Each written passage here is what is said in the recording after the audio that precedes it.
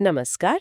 आज हम हॉर्मुज़ जलडमरू मध्य यानी स्ट्रेट ऑफ हॉर्मुज़ पर थोड़ी गहराई से बात करेंगे। हाँ बिल्कुल। अभी हाल में 13 जून को ईरान पर जो हमला हुआ उसके बाद से ना इस बहुत ही अहम समुद्री रास्ते के भविष्य पर फिर से सवाल उठने लगे हैं।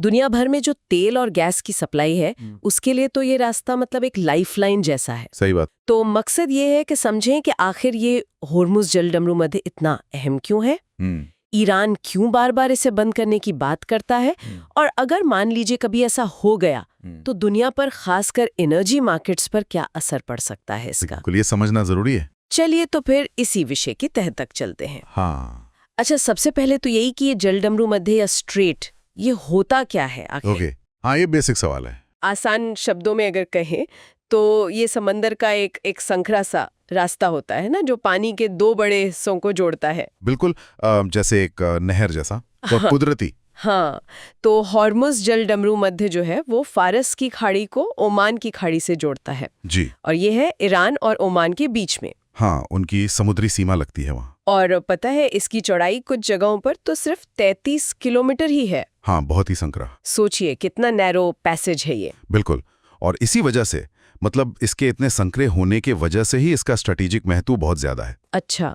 ये क्या करता है कि जो मिडल ईस्ट के बड़े तेल उत्पादक देश हैं जैसे सऊदी अरब, यूएई, कुवैत, इराक और खुद ईरान भी, हाँ, उनको दुनिया के बाकी हिस्सों से, खासकर जो बड़े बाजार हैं जैसे एशिया, यूरोप, नॉर्थ अमेरिका, उनसे जोड़ने वाला मेन समुद्री रास्ता यही है। ओके।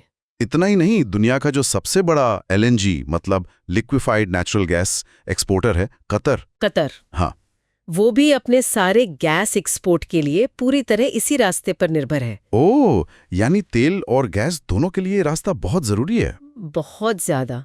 और आंकड़े तो मैंने देखे वो वाकई चौंकाने वाले हैं। दुनिया की कुल तेल सप्लाई का लगभग 5वां हिस्सा, करीब 20% तेल इसी एक पतले से रास्ते से होके गुजरता है। हाँ, 20%। ये तो बहुत बड़ी मात्रा हुई। हाँ, और यही वजह है कि इसके बंद होने की सिर्फ आशंका से ही पूरी ग्लोबल इकोनॉमी हिल जाती है। यहाँ एक ध्यान देने वाली बात यह है कि अगर ये रास्ता बंद होता है तो इसका जो आर्थिक असर होगा वो बहुत बहुत गंभीर हो सकता है। जैसे मिसाल के तौर पर जेपी मॉर्गन ने अभी इसी जून में चेतावनी दी थी कि अगर होर्मुज में हालात बिगड़ते हैं तो कच्चे तेल की कीमत 120 से $130 प्रति बैरल तक जा सकती है। $130 प्रति बैरल? बाप रे, ये तो मतलब इकोनॉमी के लिए बहुत बड़ा झटका होगा। निश्चित रूप से। प्रोफेसर डॉक्टर अकत लंगर ने भी इसी बात पर जोर दिया है कि सिर्फ बंद होने की आप कहिए अफवाह या आशंका से ही इंटरनेशनल मार्केट में तेल की कीमतों पर भारी उतार चढ़ाव दिखने लगता है। अच्छा। और अगर ये रास्ता सचमुच बंद हो जाए तो सिर्फ तेल सप्लाई नहीं रुकेगी, बल्कि जो शिपिंग कॉस्ट है, बीमा का प्रीमियम है, सब आसमान छूने लगेंगे। ओहो। तो उससे कीमतें और ज्यादा बढ़ेंगी। ये एक तरह का एक दुष्चक्र जैसा बन जाता है। और ऐसा भी नहीं है कि ये खतरा कोई नया है। इतिहास देखें तो इस इलाके में तनाव तो हमेशा से रहा है। बिल्कुल। आप 1980 से 88 तक जो ईरान इराक युद्ध चला था उसे याद कीजिए। हाँ, वो टैंकर वॉर। हाँ, टैंकर युद्ध। उस दौरान दोनों ही देशों ने एक दूसरे की इकोनॉमी को चोट पहुंचाने के लिए हॉर्मुज से गुजरने वाले तेल टैंकरों पर हमले किए थे।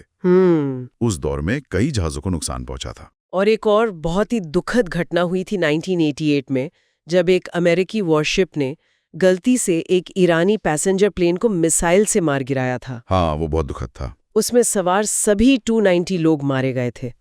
अमेरिका ने तो कहा कि ये एक दुखद गलती थी, पर ईरान ने कहा कि ये जानबूझकर किया गया हमला था। हाँ, और उस घटना ने तनाव को बहुत ज्यादा बढ़ा दिया था। बिल्कुल। इसके बाद भी धमकियों का सिलसिला रुका नहीं। 2012 में जब ईरान पर उसके न्यूक्लियर प्रोग्राम को लेकर कड़े इंटरनेशनल आर्थिक प्रतिबंध लगे, हाँ, सैंक्शंस लगे थे, तो ईरान ने जवाबी कार्रवाई के तौर पर हॉर्मुज स्ट्रेट को बंद करने की धमकी दी थी। अच्छा। फिर 2018 में जब अमेरिका की उस वक्त की सरकार ने ईरान के तेल एक्सपोर्ट को बिल्कुल जीरो पर लाने की पॉलिसी अपनाई, हाँ, वो मैक्सिमम प्रेशर पॉलिसी, तब ईरान के उस वक्त के राष्ट्रपति हसन रूहानी और जो रेवोल्यूशनरी गार्ड्स के कमांडर थे, उन्होंने भी खुले तौर पर कहा था कि भाई अगर ईरान अपना तेल नहीं बेच पाएगा तो वो किसी और को भी इस रास्ते से तेल नहीं ले जाने देगा।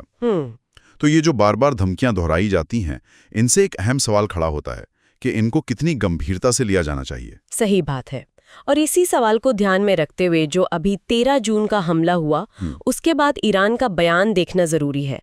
ईरान ने कहा कि भाई हमारी तेल सप्लाई पर कोई असर नहीं पड़ा है। हाँ। और हमले में उनके तेल के जो स्टोरेज सेंटर हैं या रिफाइनरी है, उनको निशाना नहीं बनाया गया है। हाँ, ईरान का फौली बयान तो यही था, लेकिन कई एनालिस्ट्स ये मानते हैं कि अगर ईरान और उसके जो विरोधी हैं उनके बीच टेंशन बढ़ती है तो भविष्य में इस जरूरी एनर्जी इंफ्रास्ट्रक्चर पर हमले का खतरा तो बना ही रहेगा। मतलब खतरा टला नहीं है।